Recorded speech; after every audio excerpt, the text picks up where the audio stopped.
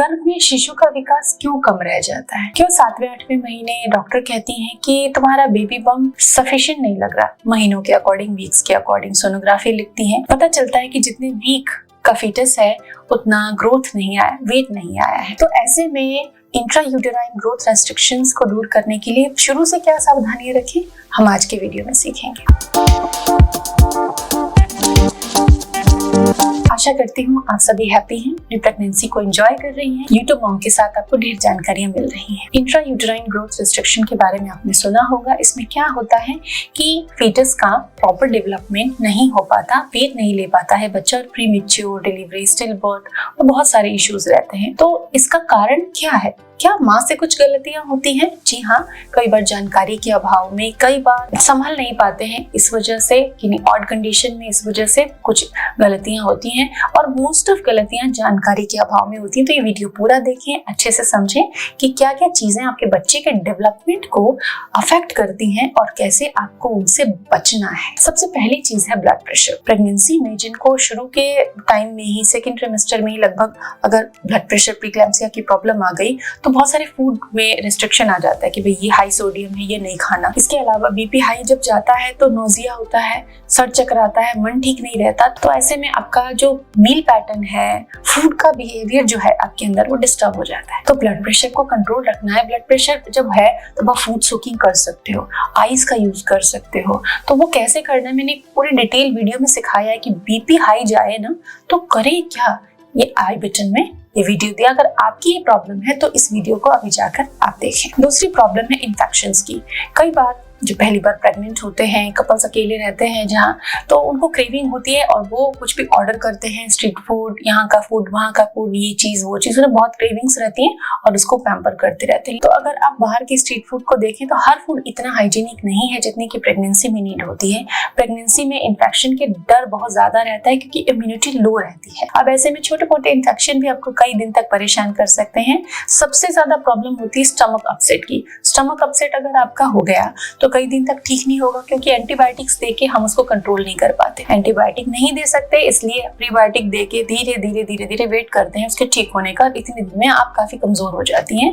आप ही कमजोर नहीं होती, घर में पल रहे शिशु को भी न्यूट्रिएंट नहीं मिलते तो उसका भी डेवलपमेंट रुक जाता है। तो इन्फेक्शन से बचना ही आपकी जिम्मेदारी है। कैसे बच सकते हैं? हाइजीन ज्यादा रखें। खरबूजा, खीरा, फ्रूट ला रहे, सलाद ला रहे, बहुत अच्छे से धोएं, साफ फ्रूट्स को अलग रखें, बिना धुले को अलग रखें, अच्छे से फ्रिज में स्टोर करें, कटे हुए ज्यादा देर तक खुले ना छोड़ें, मक्खी मच्छरों से बचाव रखें। मलेरिया, डेंगू के जैसे चांसेस बनते, घर में कोई कोना डैम्प ना रखें, हाइजीन मेंटेन करें। तो इन तरीकों से आप इन्फेक्शन से बचे रह सकती हैं। सर्दी जुकाम के जो फैक्टर्स हैं, कई लोगों को दही खाने से, छाछ पीने से ठंड लग गई, गला खराब हो गया, तो ऐसी चीजों से आपको बचना है जिससे कि आपको इन्फेक्शन ना हो, आप ज्यादा दिन बीमार ना रहें या बार बार बीमार ना पड़े और बच्चे पे नेगेटिव इफेक्ट ना आए। तीसरी कंडीशन है एनीमिया।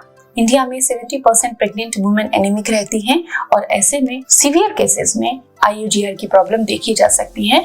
तो एनीमिया को दूर करने के लिए मेडिसिन आप अपने डॉक्टर से लें। आपको खून की कमी रहती है, सांस फूलती है, कमजोरी रहती है, तो ऐसे में आप अपने डॉक्टर से आयरन की टैबलेट्स ले सकते हैं। गवर्नमेंट हॉस्पिटल में भी अवेलेबल होते हैं और प्राइवेट में जहाँ पे भी आप ट्रीटमेंट करा रहे हैं वहाँ पे भी डॉक्टर आपको स्क्रीनिंग टेस्ट करेंगे तो हीमोग्लोबिन कम आने पर टैबलेट्स देंगे। पर ओवर कॉन्फिडेंस में दवाएं कभी स्किप नहीं करनी क्योंकि आयरन का एब्जॉर्प्शन बहुत स्लो रेट से होता है।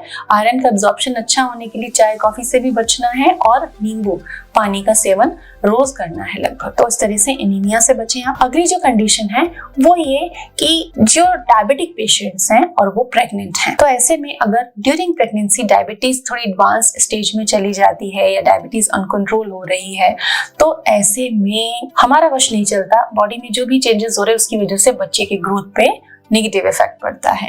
तो डायबिटीज को कंट्रोल करना है आपको, डाइट मेंटेन रखनी है। अगर दवाओं से कंट्रोल है तो दवाओं को कम से कम प्रेगनेंसी में आप कंटिन्यू रखें, स्किप ना करें, पूरा ख्याल रखें। डायबिटीज कंट्रोल में रहेगी तो प्रेगनेंसी में नेगेटिव इफेक्ट नहीं आएगा। आपको केवल उसको कंट्रोल रखना है, वो डाइट से और वर्कआउट से रहेगा। आज के समय में बहुत सारी लड़कियां स्मोक करना फैशन समझने लगी हैं। आजकल कॉलेजेस के बाहर जाएं आपको बहुत सारी बच्चियां स्मोक करते हुए दिखाई देंगी। तो फर्टाइल एज में आने पर अगर ये हैबिट रहती है, आप स्मोक कर रही थी या कर रही हैं अपने स्ट्रेस को दूर करने के लिए जिस भी रीजन से, तो स्मोक और किसी भी तरह का एडिक्शन आपको अगर है तो इससे फीटल डेवलपमेंट नेगेटिवली अफेक्ट होता है। अगली जो बहुत ही इंपॉर्टेंट चीज है, बहुत ज्यादा लोग इससे परेशान है कि स्ट्रेस। अब स्ट्रेस चाहे घर परिवार के माहौल से आता हो, चाहे आपकी किसी परिस्थिति से आता हो, फीमेल्स आर वेरी स्ट्रांग, माएं बहुत स्ट्रांग होती हैं। आप जानती हैं कि आपको अपने बच्चे को डेवलप करना है, आप जननी है, आप अवेयर रहें, अपने पे पूरा ध्यान दें, अपनी डाइट पे ध्यान दें, अपने बच्चे से बात करें, अच्छी चीजें पढ़ें, खुद पे इन्वेस्ट करें, टाइम, एफर्ट, मनी, सब कुछ। स्ट्रेस से बचें, क्योंकि जो स्ट्रेस है आपकी प्रेगनेंसी को रूइन कर सकता है, आपके बच्चे की डेवलपमेंट को खराब कर सकता है। कई फीमेल्स कहती हैं